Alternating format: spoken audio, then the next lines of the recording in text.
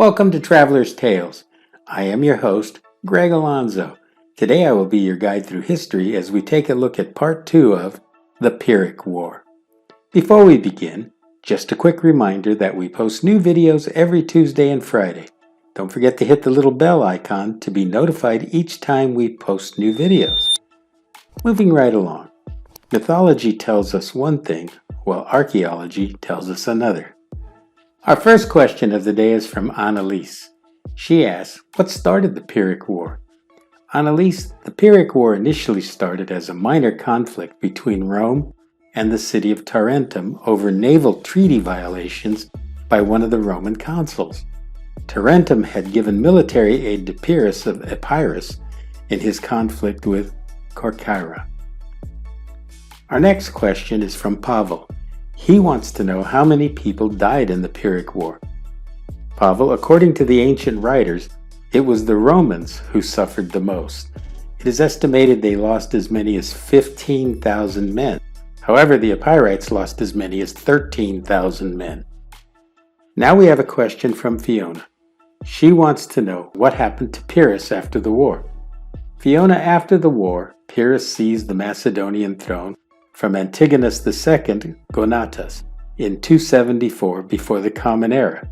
He then invaded the Peloponnese in 273 before the Common Era. Next he assaulted Sparta, but his attack was thwarted as Pyrrhus was killed in a street battle at Argos. Now we have a question from Amit. He asks, are Pyrrhic victories worth the loss of the high cost of lives? Pyrrhic victory is a term used in referring to a victory won at great cost. Perhaps it makes an ordeal not worth it. Keep in mind, though, Pyrrhus won battles against the Romans. In the end, he lost the war. This then resulted in Rome asserting its hegemony over southern Italy. Moving right along, our next question is from Benjamin. He asks, how did the Romans win the Battle of Beneventum? Benjamin, it is believed that the writers of antiquity that the Roman consul Manius Curius Dentatus defeated Pyrrhus and the Epirites due to the superiority of the battlefield tactics employed by Manius. Our next question is from Shushan. She asks if Pyrrhus was related to Alexander the Great. Shushan, good question. Yes, Pyrrhus was related to Alexander the Great. He was his second cousin once removed. Let's press on. Now we have a question from Anton. He wants to know, why is Pyrrhus important? Anton, Pyrrhus is important because his memoirs and books on the art of war were praised by the ancient authors, especially Cicero. We still have time for a couple more questions. Here's a good one from Mahmut. He asks, since part of the lands that Pyrrhus ruled over are in Albania, was Pyrrhus actually Greek?